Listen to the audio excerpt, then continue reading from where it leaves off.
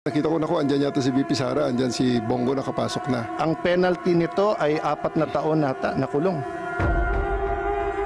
Who gave you the order? I take my orders from the Chief of the Philippine National Police. So, Chief PNP. Ang ano po namin is really to assist ang PCTC po. Kaya nga. Oh, PCTC, did you or did you not give the order to General Marbil? No. No. So, General Marbil, are you lying? General Torre, may violation ho ba sa arrest ni former President Duterte? No, sir. Any person arrested or detained or shall be allowed visits by or conference with any member of the immediate family or any medical doctor or priest, minister chosen by him. I saw the video, sir. President Duterte was asking for his own doctors. Sir, we have substantial doctor. Ang sabi kasi dito, his choice, hindi nyo choice. I saw the video wherein you're saying 2-star, ako na nagdedesisyon, I will not allow VP Sara in. Tama? Yes, sir. Hindi ba siya anak? Nung nakita ko tong batas na to, nakalagay, pag anak, you cannot stop them. Ang penalty nito ay 4 na taon nata na kulong. Bawal na pigilan yung anak na bumisita. So, it's your call to violate the law.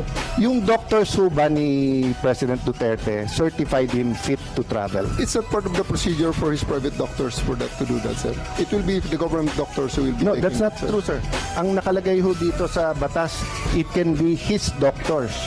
Magiging inutil yung batas if you invite your doctors and then they cannot certify. So, ang mangyayari nun, if they certify hindi pwede, sinertify ng government doctor pwede, korte ang magsasabi at kakasuhan yung doktor na nagkakamali. But if you tell me, sir, okay naman siya, o tignan mo. The law is clear eh. Hindi naman ikaw magsasabing sufficiente, hindi. But you're supposed to allow all of his doctors in right away and you're supposed to allow his family members there and not deny them. So, who give the order? Sino nagbigay sa'yo ng order? Sir, No, I have a team of you're the one engineers. there. Wala si SOG doon. Ikaw ang nagkarga sa kanya sa aeroplano. Kaya tinatanong kita, who gave you the order? Still, sir, I take my orders from the Chief of the Philippine National Police. So, Chief PNP.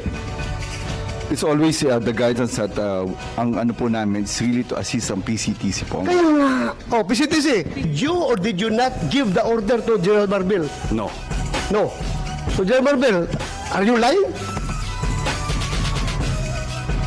So I'm not lying, but I just want to have the executive privilege po regarding this matter. This Ay, operational matter. nandito na tayo eh. Executive privilege ka dyan. Bakit naging executive privilege? Kanina bigla? sinabi mo, PCTC ang nagbigay ng order. Ngayon, mag-executive privilege ka. Sino-sino na tinuro mo? That's why we didn't want to attend the last hearing because this is what we were expecting, ma'am. We don't want to be bullied. We are not bullying you, sir. Ha? We want the truth. Secretary Remulla, I recall that General Torre, nagbigay siya ng interview na sinabi niya, bigyan lang ako ng eroplano. Ako nang bahala dyan. Arrest him and bring him to the Hague. Yun na. Simple as that. Arrest him and bring him to the Hague. Sagot ko lang, sir, bigyan mo ko aeroplano. O di ayos. So Secretary Remulla, nagpa-interview na si General Torre. We're not bullying him. He voluntarily gave this interview. Sinabi niya na siya talaga. Paano ba yon? Sino nag-utos sa kanya? I gave them the advice. That, So kayo number ang one, nagutos? serve the warrant of arrest. And number two, surrender him to the Hague. That's what the law provides. So, sir, you're the one giving the orders.